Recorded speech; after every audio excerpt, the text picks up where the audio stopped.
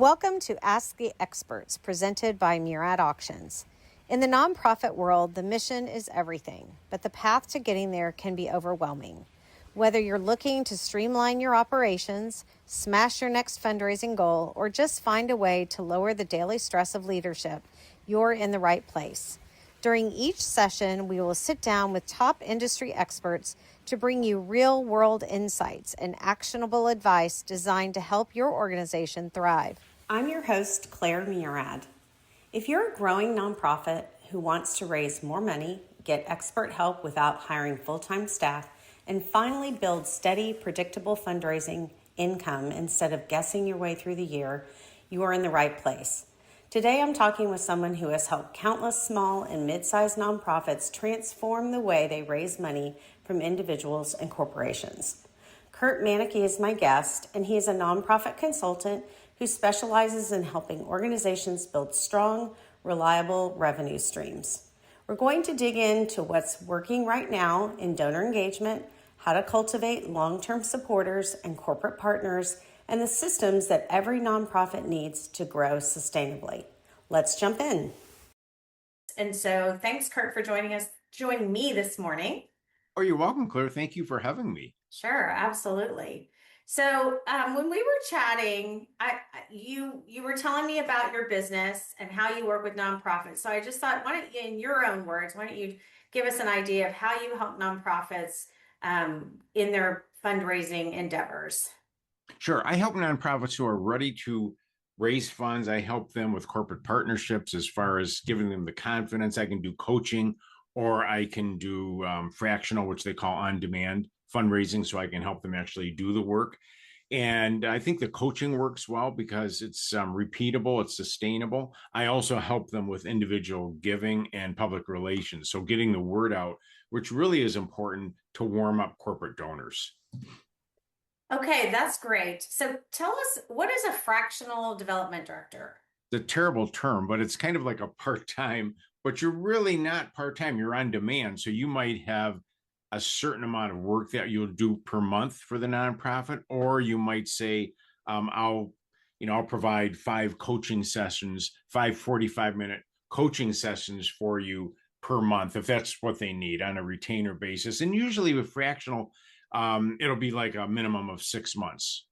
So it's perfect for organizations, Claire, that don't have a full-time development director, maybe can't afford one, or aren't in that phase yet, and neither need a Band-Aid, or just maybe they just want freelancers and they don't have the commitment of maybe $100,000 development director by the time you have the benefits and everything else. So think of it as on demand, or a consultant who you can call for a number of times whenever you need their help.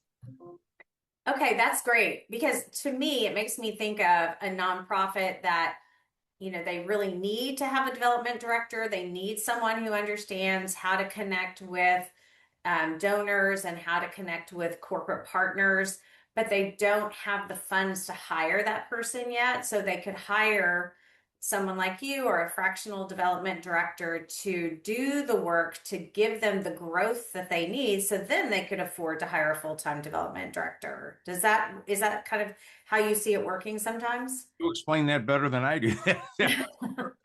Well, and the big advantage of that is you're getting somebody with years of experience, where a lot of times for a first-time development director, and I'm not knocking the young people out there at all, but sometimes they'll get somebody fresh out of college, or somebody that really doesn't have any experience, or somebody on their staff that they're moving into that position, and then they're kind of focusing on grants. So you're almost better off for a while, whether it's me or somebody else, getting somebody with experience who's an on-demand fundraiser, who knows what works and doesn't work, and they can tell you, no, that's not what you want to do. You'll lose money in that, but here's what we want to do.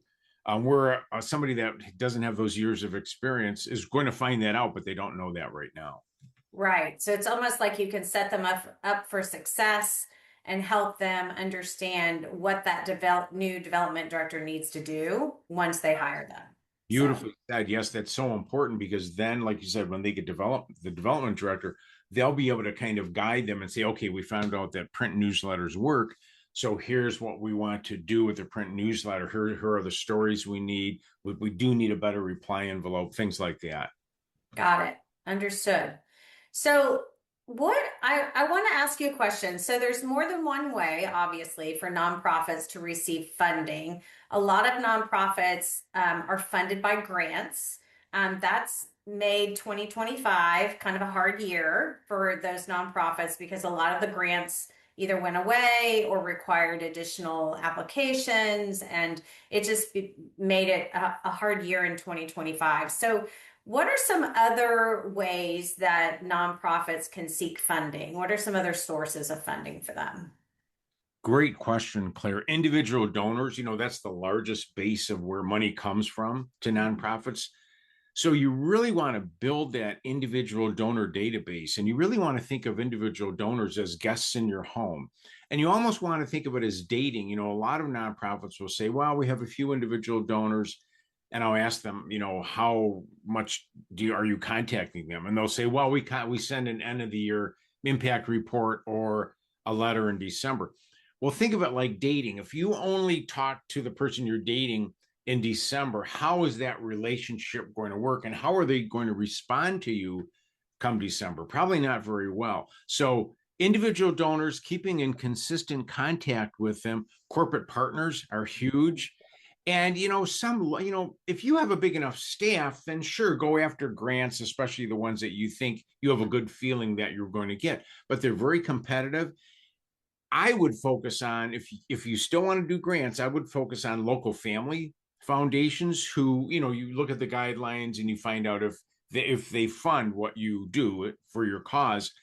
I'd also look at local community foundations. They usually have grants that they give to local nonprofits, or they know family foundations. And lastly, I would look at service organizations. Like, I'm a member of a Rotary Club. That's Mm. a very underutilized way to get really easy grant funding, especially if you're into the environment or you help youth or you're in the local community. And I think probably the same thing with Lions Club if you're doing some, and Kiwanis Club, like for kids. So that's what I would look at. And if you have a big enough staff, like I said, then you can go after the big grants, but they come with a lot of ties to them. It's usually not unrestricted funding, meaning you just can't put it for whatever program you want. And it's very time consuming to report back. So I love the individual donors and I love the corporate donors. I think that's the way to go. Okay, so less strings attached to the individual and corporate donors typically, and maybe a little bit easier to connect with. Yes. And the smaller grants like Rotary, those are great. It's a half-page grant application. You go in. And the advantage of doing some of these things too, like with Rotary, people like that are in service organizations, they're already giving, they're used to giving, they're used to volunteering. So that's your perfect target audience. And that's kind of a nice audience to go after because they'll help you volunteer. And some of their members, in addition to getting the grant from them, some of the individual members of Rotary or Kiwanis or Lions might become individual members or major donors of your organization. And I've seen that happen. Oh, that's a great idea. So you're not only tapping into the Rotary, but then all the members of Rotary Yeah.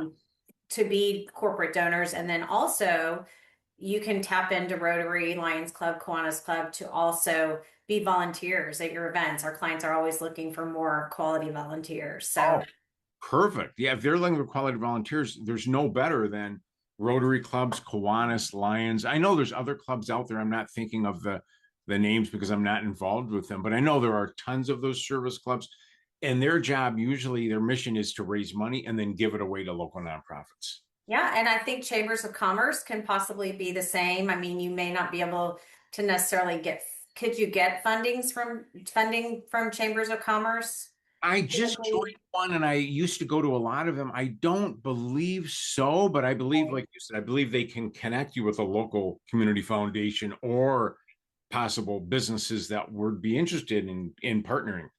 right, because really being a part of the chamber, really puts you in contact with a lot of your local businesses. So that might help you create relationships for possible corporate partners as well, possibly. It does. I used to help a friend of mine with an autism center, and I'd go to all the local chamber meetings. And luckily, we got to make it a little announcement for a minute. They'd go around the room and you tell what you're doing. So I'd say I'm from the nonprofit. We're looking for corporate sponsors to help young adults transition into the workplace. And afterwards, a gentleman came up to me from a big company and he said, I would be interested in being a corporate sponsor. And he did. So those are, like you said, that's a great idea, the chambers. Yeah, that's awesome. So tell me, what's the difference between a corporate sponsor and a corporate partner? That is an excellent question, and it's a little fuzzy, but I think of it this way, and this is how most people think of it.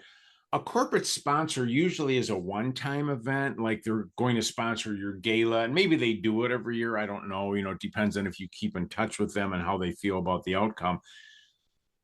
I really stress the corporate partnerships. I mean, if you have the sponsors, that's great. But the corporate partnership, think of it as almost a marriage. It's a partnership. You're working on a certain vision and a certain project for a long time. It's a partnership, hopefully for 5 or 10 years.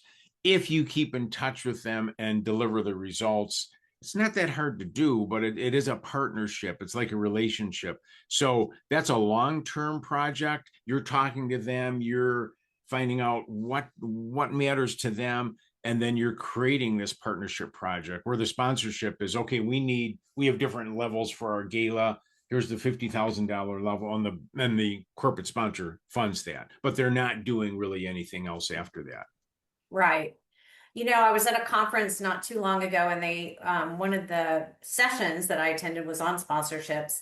And one of the suggestions was to not just have like your standard sponsorships, like, platinum, gold, silver, and this is the number of tickets you get to our gala, and this is the number of participants at our golf tournament, and you get signage recognition, logo recognition in different ways, but rather to go to the corporation, the company, and say, we would love to partner with you. Tell us what would be of interest to you, what would benefit your business, why you've supported us in the past, and really get to know them and understand how a sponsorship or a partnership could benefit both your nonprofit and their business. Is that kind of an approach that you take or you recommend for your clients?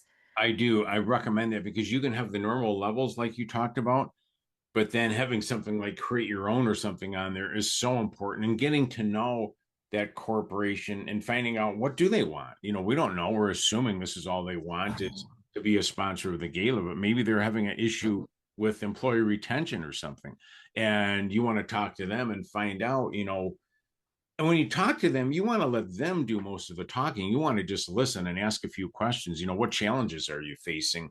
um, how's your employee retention?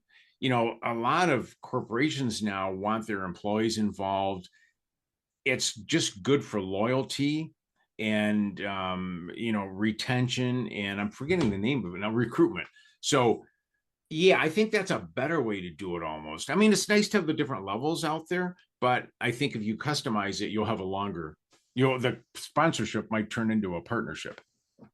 Right. So, what are some reasons a company would want to partner with a nonprofit? You mentioned one, which is employee retention, and that's because if they're volunteering at the nonprofit as a company, then that builds rapport between the employees, and kind of helps build those relationships and strengthen those relationships. And what else? What other benefits would a company or a business get from partnering with a nonprofit? Well, I think number one, and first, nonprofits need to really realize that, we have a lot to offer. Don't go in begging, thinking, oh, we're this poor nonprofit. This is this big corporation. That's not true. This big corporation wants your audience, and they have no way to get it except through you. So you have a lot to offer with your audience. So benefits to corporations could be increased sales to that demographic, which they might not be reaching now, which is why they'd be interested in that. Really, I mean, really what we talked about with the employees, feeling good, especially the younger generation wants to work for companies that give back and care about a cause. They don't just want to work for a company that's making something. Goodwill, looking good in the community. People like to support communities support companies that are doing good. So those are a couple more benefits to it. and just like the community involvement. And I think for the corporation too, if they get a chance to interact with your customers, that's a big bonus too. With your donors, I should say, that's a big bonus too, because that they could be future customers of this corporation, and it's good Yes. relations for them too. Right. And I was thinking about a client of ours a few years ago who wanted to do a game of giving or an activation at her gala event, and she wanted to do a jewelry pull. So she reached out to a local jewelry store, a jeweler in their area, and asked if he would sponsor the jewelry pull. And he said, "Yes, I'll sponsor it, but I want to set it up a specific way. I want to give cubic zirconias in all the champagne, in all the little grab bags." So basically, the way the jewelry pool worked is that they had little velvet bags. And in each one of the velvet bags was either a round cubic zirconia stone or a diamond. There was one real diamond in the group of 50 bags.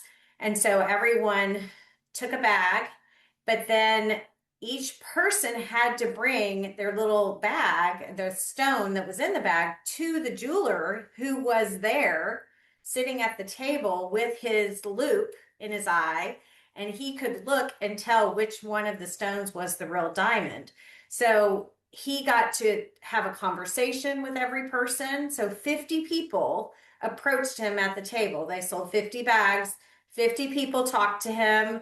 He got to give his business card. He got to shake their hand. He got to give them a coupon to come back to his store and shop for Mother's Day. And it was a great partnership because he wanted to have contact with the people who were paying $300 a ticket to come to this gala. And so those were his potential customers. So it was a great partnership between the two of them. So is that kind of what you're talking about when you're saying, wanting to come up with a beneficial relationship between the nonprofit and the business? Yes, and I love that story, Claire. That is really smart because you got all those people in there, and how fun to wonder if you're if you have the gift or not. I mean, that I think that's really creative. Yeah, it But was fun. so yes, that is, and for corporations too, it's hard to get in the news sometimes, but if you partner with a nonprofit, like I was saying with the public relations, all of a sudden you're in the news. So that's another big benefit to them. But I love that story. So Mm. that is what I'm talking about. Creative ways to just talk about and brainstorm, come up with some things that would be beneficial to them and that work for you. And you want to think of those beforehand before you meet with the corporation. And one thing I always tell nonprofits is, it's all about relationships. So do your homework. You don't want to be on a call and not know anything about that organization. I mean, spend an hour, spend an hour and a half, 2 hours, whatever it takes. Get on their website, look at their annual reports. You can usually download the magazines, type in the company name on Google. I used to type in the company name and I would just say, if it was a company, let's say it's Kellogg or something, Kellogg's donates or Kellogg's gives or Kellogg's charity. And then you'd get the news. If it wasn't on their website, you'd get all this news about who they gave to. And you'd learn, okay, what do they support? Sometimes it's on the website. Sometimes you can find it in their annual reports because they'll have information about their giving. But in addition to that, I like doing, Googling that because you find all the news that's happening that you might not have seen because they can't put everything in their magazine. But yeah, I think the best thing you can learn from this talk here is do your research. I mean, so many people don't. And then they talk to the corporation and the corporation will be like, wow, we just launched this new program with clean water. I'm sure you've heard of it. No, we haven't heard of it. Well, it's right on the front page of their website. I mean, it's on their social media accounts. They know immediately that you didn't do your homework. Mm. So if you do your homework and show them you put some effort into it and that that they might be a good fit, that goes a long way. Yeah, that's such a simple thing, right? Just be prepared when you go and talk to them and make sure that you have done your homework. Wow, that we can take that advice and apply it to all of our meetings and all the people that we're interacting with. Just, going on LinkedIn before you have a meeting with a donor, making sure you know where they work, what their position is, so that you can ask them questions about themselves, when you're meeting with them. So I think that's interesting, and great advice. Thank you. So let's talk a little bit more about why corporate partners are so important. I mean, why should we go after corporate partners? Well, I think 2025 taught us a big lesson. And when I ran a nonprofit, I never relied on grants. I focused on individual donors and corporate partnerships. Grants should just be looked at as icing on the cake, not your funding. So corporate partners provide that income for that gap that you're going to be missing with the grants. And corporate partners diversify your income. The thing I love about corporate partnerships is if you do it right, and I always used to think this way. I want that company to be so happy at the end of the year. I want them to say, are we ever happy we invested in Kirt's nonprofit? We would have never had this kind of publicity or sales without it. So I want them to think that way. And if you do this right, they'll increase their funding every year. And the other advantage of this is if you do this right, they will actually, post things about your organization because they want to look good too. So you give them things to post on their social media pages. All of a sudden, when you ask why corporate partnerships, great to have the corporate partnership funds, but then all of a sudden you're reaching new audiences. You're reaching their customers who might want to donate or volunteer to your nonprofit. You're also reaching their employees who might want to become volunteers or individual donors. So if you do this right, you won't miss the grants.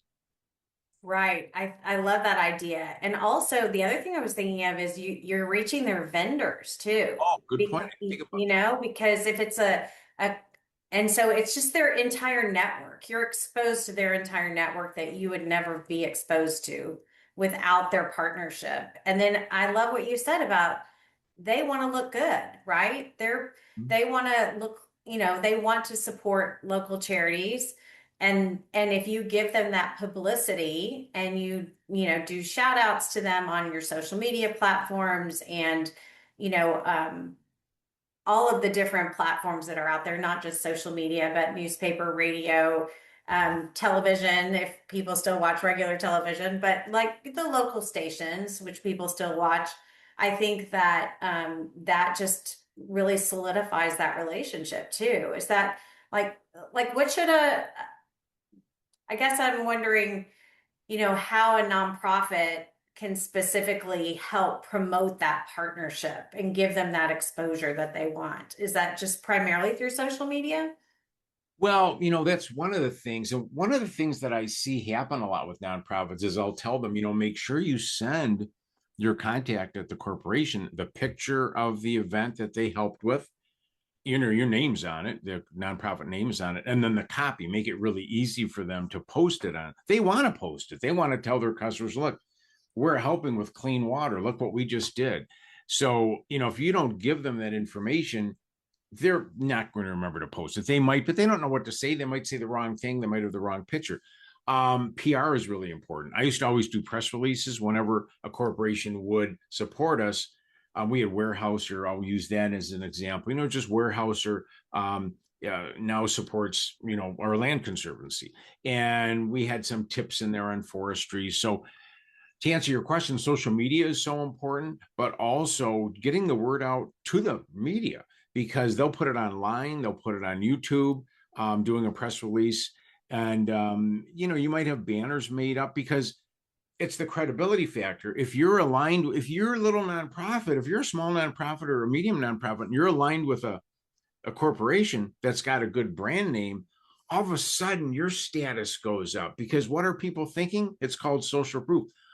Oh, if General Mills thinks Abigail's dog rescue is good, must be good for us too. So, Right. You're kind of riding on the coattails of this big corporation, you are, and you can put it on your website, support, here are our sponsors, here are our partners. So I really stress doing that, leave no stone unturned. You really have to think like a marketer. and you really have to think like a for-profit company who wants to keep that customer for life, and you're always keeping in touch with them. I used to call companies and say, I'd learn about an event I'm going to or we're sponsoring, and I'd say, hey, hi, Donnie, just wanted to give you a quick call. I have an event I just learned about I'm going to. We've got a lot of people in our audience who I learned might be interested in your product. Do you have extra banners or brochures, or do you want to be there? I can take some, put them up. And sometimes they'd say no, but they appreciate the effort. And it's just building that relationship, always thinking about what else can I do for them that would help their business, because that helps both of you. Right. So, like, how often do you think that a nonprofit should reach out to their corporate partners in I a used year, to reach out like about in a once a year month. or in a month? Oh, in a year, I'd say 12 times, once a month. Okay. Excuse me, it can be a lot of work, but it's just worth it. I mean, if you don't do that, people change jobs. Like you might have one person you're contacting and you might think, oh, we're set for next year. But then if you wait 2 months and you find out at that point and it's, November that person left, and they left 2 months ago, but you didn't contact them, then you're scrambling to create a new relationship with this person, and they don't know anything about you. And they might be like, well, shoot, I wish you would have called us, 2 weeks ago. We just signed up with a new nonprofit. We didn't know, we didn't have any contact with you because I just started this job. So we didn't know about yours. So I say once a month.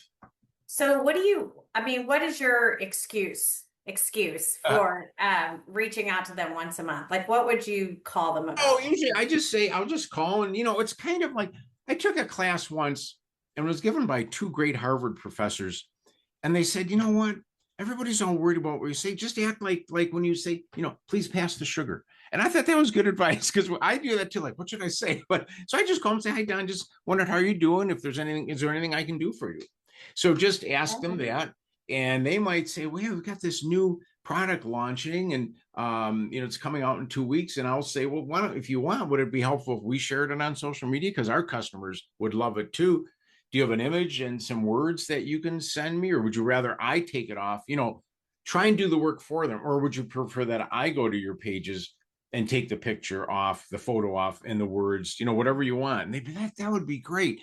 Sometimes they don't follow up, so I'd call back again, or I'd email and just say, don't want to bother you, but you want to be persistent but not pushy. But did you still want me to share that? So, and then the next month you might just say, I don't know, I didn't realize we've got an event. If you want to come to it, meet some people, we have an event next Saturday night, and you're welcome to bring your wife or your husband and come and mingle. It's a fun event for the family, and you might meet some customers too. So just those types of things. Just be a person, be their friend. Be their friend. That's what I thought too when you said that. It's just like when you call a friend. How are you doing? What can I do to help you? How have you been? Just knowing who they are, knowing what their husband or wife's name is, just having just a conversation, a catch up, right? And so few people do that anymore, right? It's all on text. And I think just pick up the phone, make a quick call, make a connection. It's good for everybody. So that's great advice, Kirt. I love that. Thank you. Um, And don't even think about selling, just think about helping. Because if Helping. you do that, Yeah. they'll naturally, I never even thought about selling. It was more, I was so grateful that they funded us. What can we do for you? And then naturally they'd give you more next year. It's how that works, kind of. Don't think about selling, think about helping. Exactly. Yes. That's great. That's great. I love that. So let's talk a little bit about um, this might be kind of touchy. Let's talk a little bit about social etiquette involved in reaching out to corporate partners. So you just talked about reaching out, thinking about, instead of selling or instead of always talking about your nonprofit, just how can you take care of that person that you're calling? Um, so what other advice can you give nonprofits about social etiquette that's involved in reaching out to corporate partners? I love that question, because I've been in a corporation and I've seen some emails come in and they'll start with hey, and they won't have a name. So, number one, if you're emailing a corporate partner, which sometimes you do at first, and then you call to follow up, use proper grammar. It would be hello, Mr. Knight, or hello, Jack, however you want to do it, or hello, Samantha. Um, proper etiquette, just like you would write a regular letter.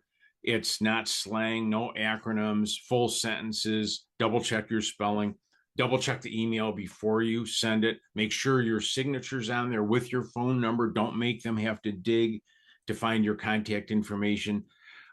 If you're on a virtual call with them, show up early. I recommend showing up 15 minutes early because just like today with you, my Zoom wanted to upload. So that takes 5 minutes. It wants to update the software. You never know when that's going to happen, or maybe you have a computer glitch. The other thing I would say is, when you get on the phone with that person, smile, say hi, be on time, be early, don't be late. If you're late, that kind of ends the partnership. And dress professionally. Don't have a hoodie on, have business casual or business professional. What would you recommend? I would think business professional or. I always think that it's better to be overdressed than underdressed. I do too. So if you're meeting with a corporation, somebody from a corporation, you really don't have you might have an idea, but you may not have any idea what their dress code is. If this person is working remotely, if they're working in the office. So I would say I would always, dress a little bit nicer than you think the other person will be dressed. And then if it's too much, it doesn't matter, right? If you're wearing a jacket, or a suit, that just looks amazing. So it's okay if they're wearing, a zip up or a half zip, whatever, or a t-shirt. But I think looking professional is really, really important. I know I related this story to you earlier, Kirt, that at the end of the year, we were meeting with some different nonprofits who we wanted to give to personally. My husband and I wanted to give to personally. And it was just really interesting. Some of the people came to the Zoom, like we're late to the Zoom call. One of the nonprofits, development directors, was on the Zoom call. He was there early. He was dressed, he had a suit and tie on, which I was completely impressed by. And, just the fact that he just conducted himself in such a professional manner.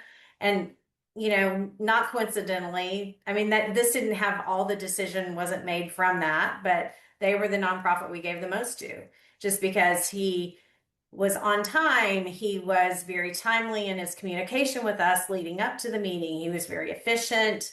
I mean, as soon as, we called and told him we were interested in giving, he sent an email. Thank you immediately. He sent the calendar invitation for us to get on a Zoom call. He was on the Zoom call early. He was dressed professionally and conducted himself professionally throughout the whole meeting. So, and the other thing that he did, which I thought that I was impressed by, is we started the conversation with, well, what projects are you trying to fund right now?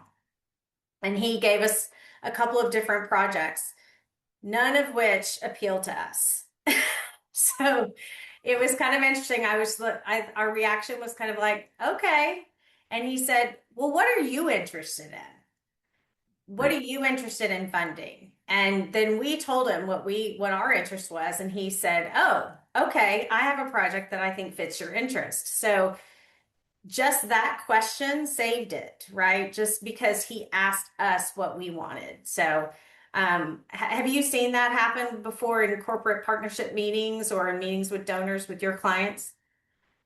I love that story. That I was guessing, and you mentioned that before, but I forgot. But I was guessing he'd get his nonprofit would get your donation. I have, and I think that brings up a good point. Just reinforcing being dressed properly, and what you just said there is a great template for nonprofits to use when they are meeting with a corporation. Exactly what he said, an open-ended question to what they're looking for as far as funding or helping their corporation. So I have seen that happen.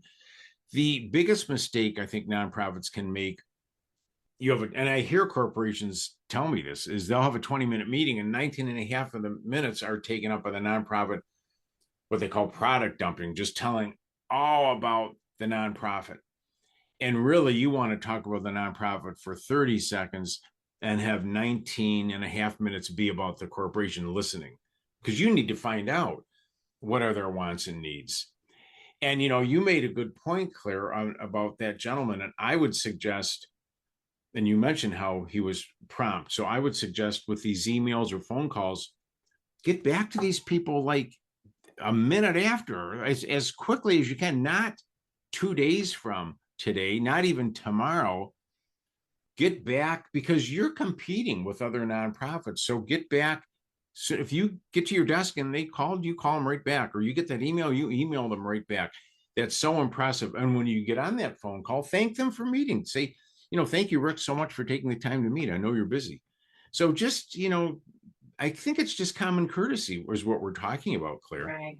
It's just, building those relationships and just being professional. I think that's the biggest thing of all. And if it's a matter of, taking a professional etiquette class, Googling how to be professional, what is professional etiquette? If it's something that if as a nonprofit, if you've never been in the business world per se, I'm not saying that the nonprofit world does function a little bit differently than the business world.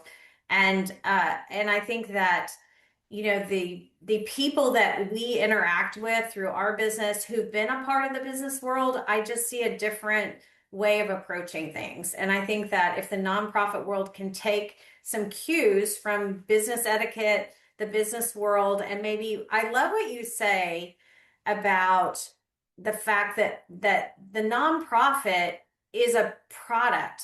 You're selling your nonprofit to this corporation.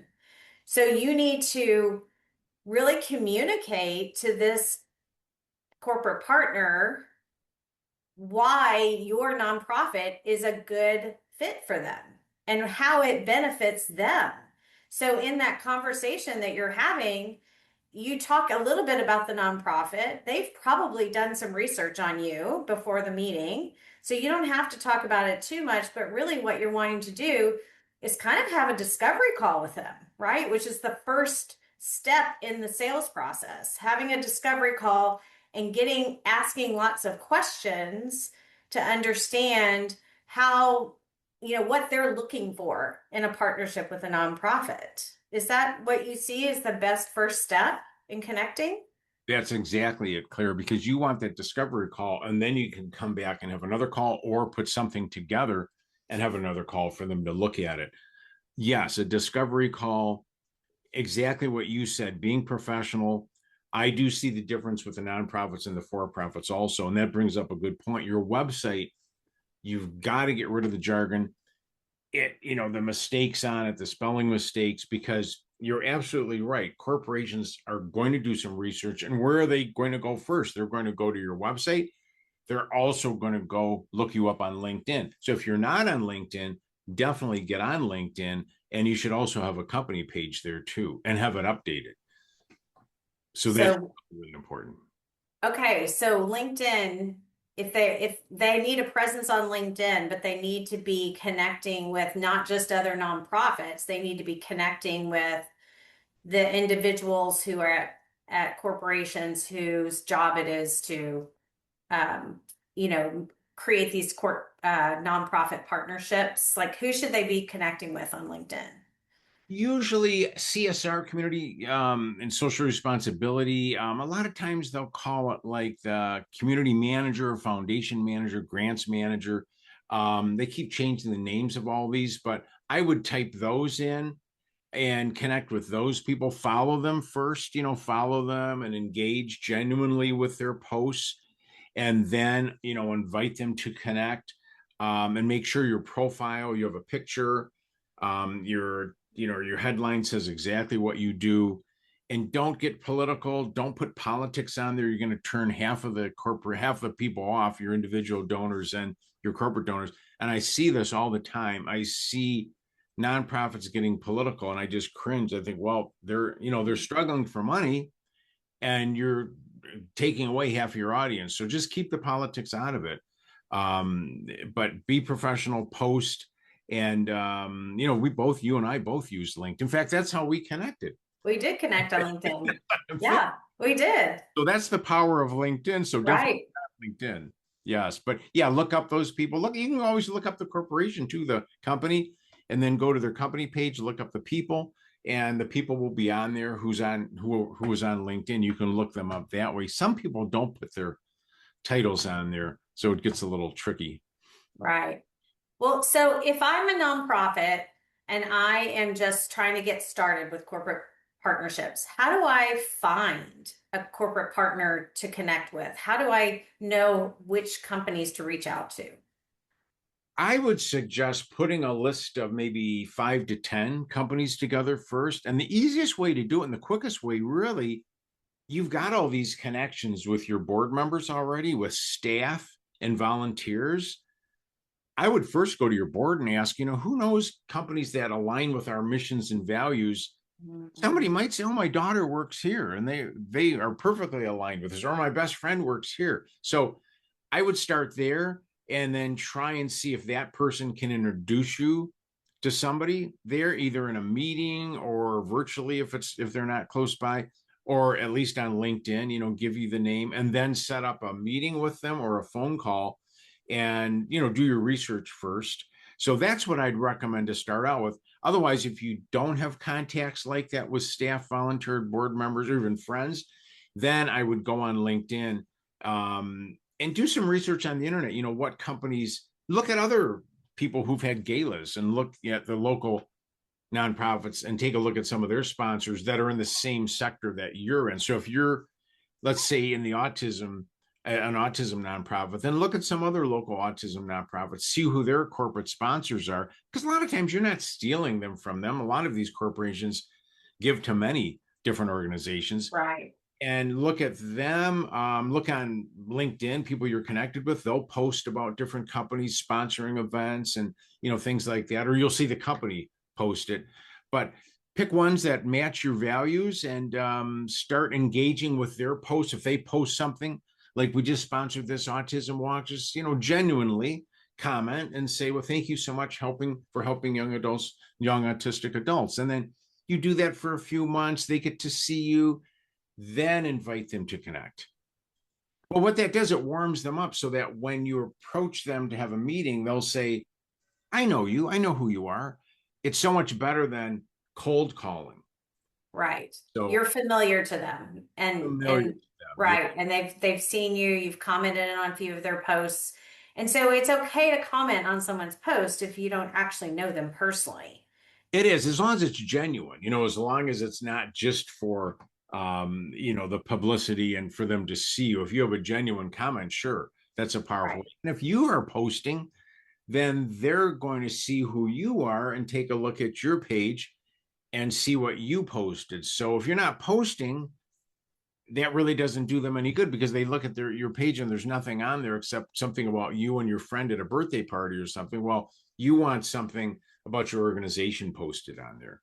Right. LinkedIn is not Facebook. It's not Instagram. It's not TikTok. It needs to be professional, right? Yeah. I think people get a little put off when people are posting all this personal information. I actually saw someone posted, "Hey, all of you who are out there, remember, LinkedIn is not Facebook. Let's just be business. Yeah. Let's just be professional," which I thought was so funny. But it Well, was, it is. And yeah, don't put something political on your personal page, because that corporation is going to see it. And if you're political one way or the other and you're not aligning with that person's politics, well, you just blew the whole corporate partnership. So right. don't put politics on LinkedIn. I see this happen, and like I said, I just cringe when I see it. Oh, that's such an interesting point. That's really smart because you've just literally you've limited half of your potential partnerships, right? Because, and it doesn't need to be political. You don't need to share your political views on LinkedIn. There's really no reason to do that. You just want to share information about your nonprofit, the good that you're doing, showing examples so that they can easily look at your LinkedIn, see your pictures, see your posts, and get a really quick idea of what it is that you're doing. Uh, I think also once you start building these corporate partnerships, it probably would be a great idea to, the post that you were talking about putting out there for the different partners. So if a potential partner is looking on your LinkedIn and they see that, ABC car dealership is is a corporate partner for you, and they see you there, at their dealership doing a silent auction item pickup at their dealership, then they're going to be like, wow, this is amazing. Like they're bringing customers into the dealership.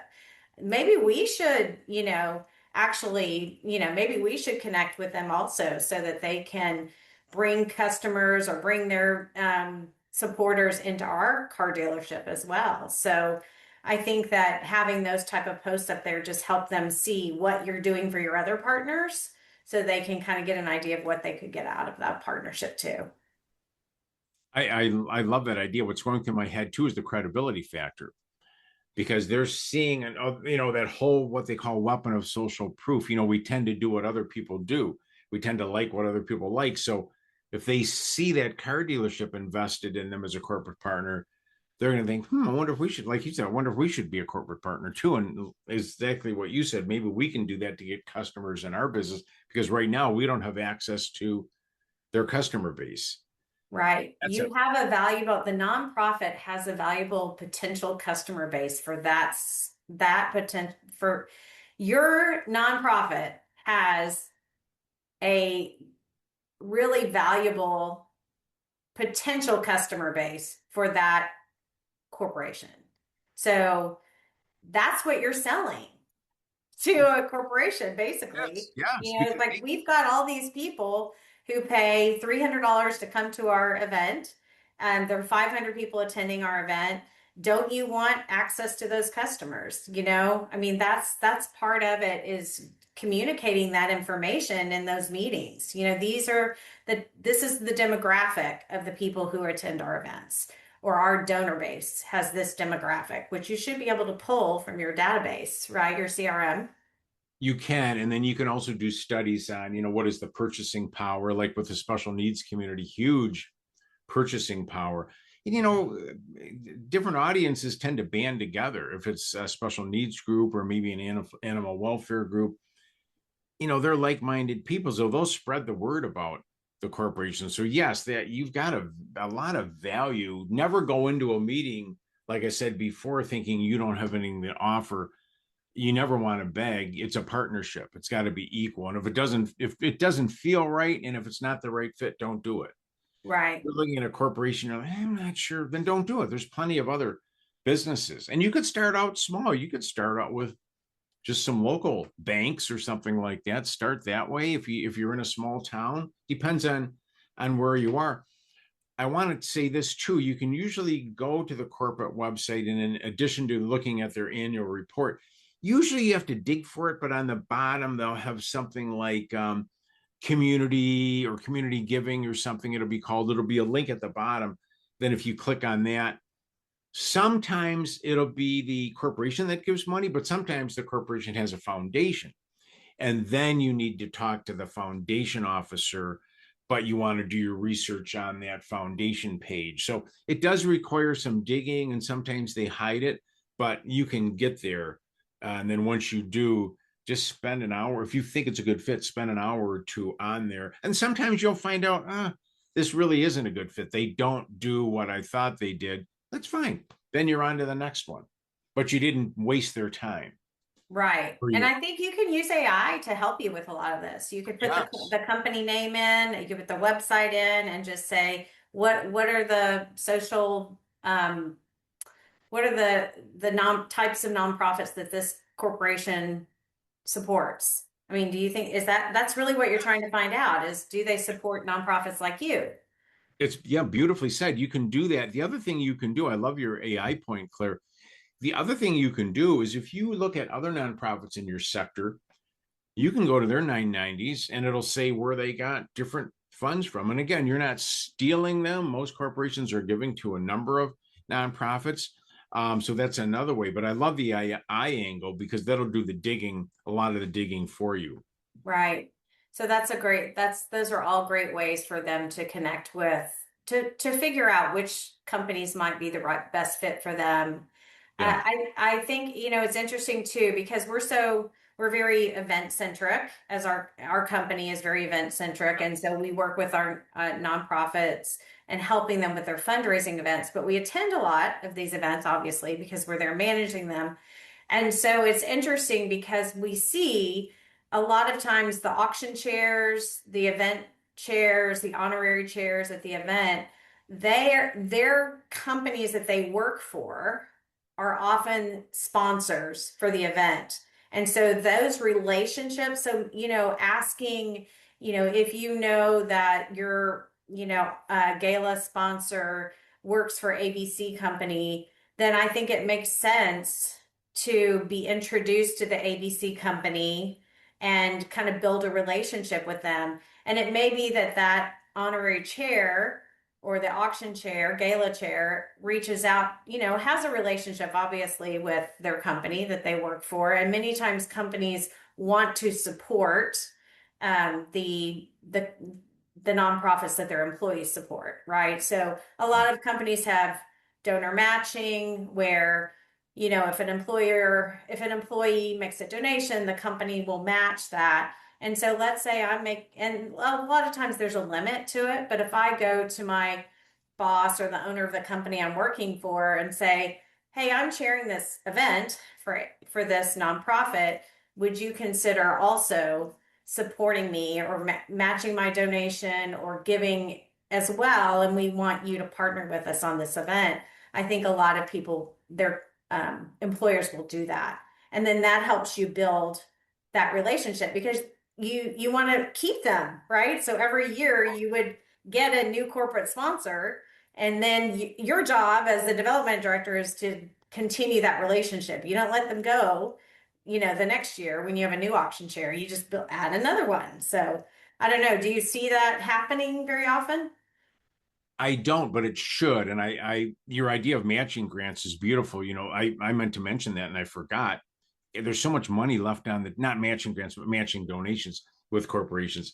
There's so much money left on the table with that because I think we all forget about it. It's like, wait a minute. I used to do it when I ran a nonprofit. It was surprising how many companies actually do that. But yes, exactly what you said. You want that person for next year. You want them really for life if you can.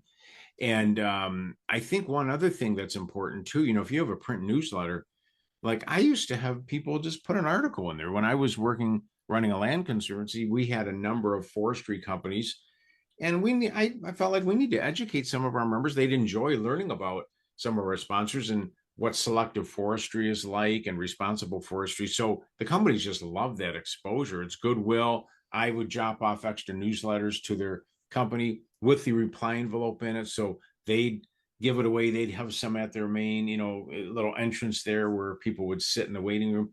And we'd get individual donors from that too. So everything you just said is so true. And just really thinking, I don't know, what would you thinking like a marketer, I guess, thinking like a friend. How can we help their company? They've been so nice to us. Do whatever you can for them. Right. So including them in your emailed newsletters, include having them write a guest blog for your website. Yeah. All, having, doing a print newsletter and having an article from them, all those are ways to give your corporate sponsors exposure and Exactly. help them spread the word about their company. So that's a great idea. Kirt, thanks for the practical insights you shared with us today. If your nonprofit wants stronger, more predictable fundraising from individuals and corporations, Kirt is a powerful resource. If you'd like to connect with Kirt, you can find his website and contact information in the notes below. Thanks for joining Murad Auctions for another Ask the Experts presentation. We'll see you next time, and be sure and like us and subscribe to our channel so we can continue bringing you the strategies, tools, and expert guidance you need to help your mission thrive.